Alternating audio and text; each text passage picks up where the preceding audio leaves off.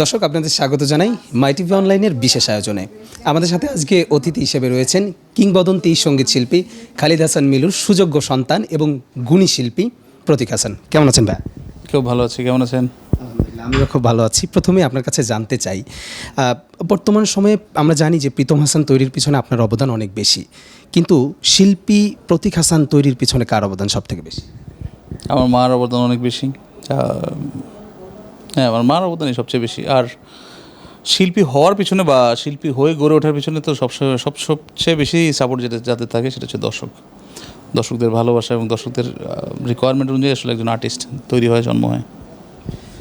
আপনার কাছে জানতে চাই যে জনপ্রিয় যারা শিল্পী থাকেন তাদের সন্তানদের প্রতি সমাজের কিছু দায়বদ্ধতা থাকে, সেই জায়গা থেকে আপনার সমাজের প্রতি আসলে দায়বদ্ধতা কতটুকু মনে করেন? অবশ্যই থাকে, সেটা কিছু জায়গায় তো অবশ্যই রেসপন্সিবিলিটির জায়গাটা আসলে বলে না, এটা অটোমেটিক্যালি চলে আসে। সেটা আপনি না চাইতেও আপনাকে সেই জায়গাগুলোকে পালন করতে হয়, সেটা সবসময় থাকে। আপনার কাছে একটু জানতে চাই, যখন আপনার বাবা এই পৃথিবীর মায়া ত্যাগ করে চলে গেলেন তখন খুব খারাপ সময় গিয়েছে, সেই সময়ের কিছু কষ্টের স্মৃতি একটু জানতে চাই। আসলে এই কষ্টের সময় স্মৃতি প্রতিটা মানুষের জীবনেই তো একটা আপস অ্যান্ড ডাউনস থাকে। তো এই মোটামুটি আমার জীবনের আমি হচ্ছে একজন ওপেন বুক। আমার ফুল ফ্যামিলি সম্পর্কে আসলে নতুন করে বা বলার মতো বা মানে জানানোর মতো তেমন কিছু নেই।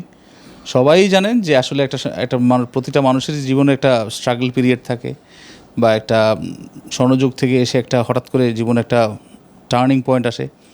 সেখান থেকে ঘুরে দাঁড়িয়ে আজকে যেখানে দাঁড়িয়েছি, সেটা হলো সবচেয়ে বড় বিষয়। যে মানুষ আসলে তার অনেক সময় চিন্তা করে যে না, এটাই হয়তো তার শেষ, বা আসলে শেষ বলতে মানুষের কোনো মানে শব্দ নেই।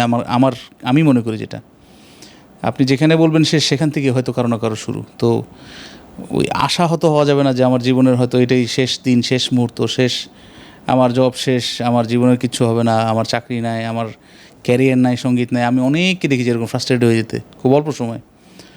তো ফ্রাস্ট্রেশনটা আসলে আমাদেরকে কখনোই গ্রাস করতে দেয়নি, কারণ একটাই, যেটা হচ্ছে আমরা কাজের প্রতি রেসপেক্টফুল, এবং আমরা যেই কাজটাই করি সেটা আসলে চেষ্টা করি সম্মানের সহিত করার। সেই কারণেই হয়তো কাজের প্রতি যখন ভালোবাসা থাকে, ওই ভালোবাসা আর ওই কাজের একটা ফিডব্যাক কিন্তু আপনার অবশ্যই থাকে। বর্তমান সময়ে সঙ্গীতের এই ইন্ডাস্ট্রিতে কেমন সঙ্গীত শিল্পীদের মূল্যায়ন, কিংবা কি মনে করেন যে এখনও অপূর্ণতা রয়েছে ইন্ডাস্ট্রিতে? ইয়াংদের জন্য একটু টাফ, কারণ এখনকার সময় অনেক প্ল্যাটফর্ম কিন্তু প্রপার এক্সিকিউশন, আমি বলবো যে অনেকে বা প্রপার এক্সপোজার পাচ্ছে না। যেটা সবাই চিন্তা করে যে আমার একটা ভালো মিউজিক ভিডিও, একটা ভালো গান, একটা ভালো প্ল্যাটফর্ম সবাই এক্সপেক্ট করে। তো ওই জায়গাটা একটু টাফ, কারণ সবাই সবার মতো করে চেষ্টা করে যাচ্ছে। যেটা আমরা পেয়েছি, যে আমাদের একটা মিউজিক্যাল প্ল্যাটফর্ম ছিল, আমরা ক্যাসেট যুগ পেয়েছি, সিডি যুগ পেয়েছি, MP3 পেলাম, তারপরে DVD পেলাম, তারপরে এসে এখন আস্তে আস্তে আমরা ইউটিউব যুগে।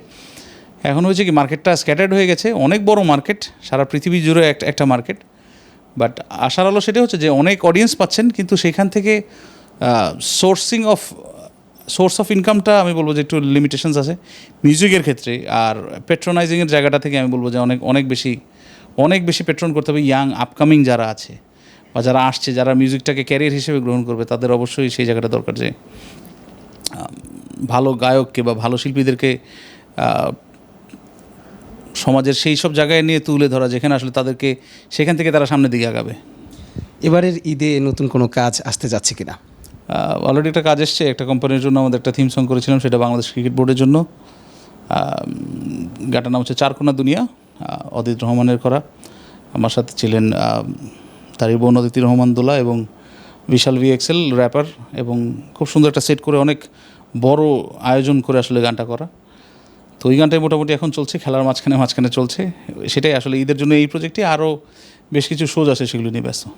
জি, ধন্যবাদ আপনাকে আমাদের আজকের এই অনুষ্ঠানকে অনেক সুন্দর করার জন্য। আর আপনার গানের জন্য আমাদের প্রত্যাশা থাকলো নতুন নতুন কাজ দেখার অপেক্ষা। আমরা কথা বলছিলাম আমাদের প্রিয় সঙ্গীত শিল্পীর সাথে, এবং তার কাছ থেকে জানার চেষ্টা করছিলাম অজানা অনেক কথা। ধন্যবাদ যারা ভিডিওটি দেখছিলেন।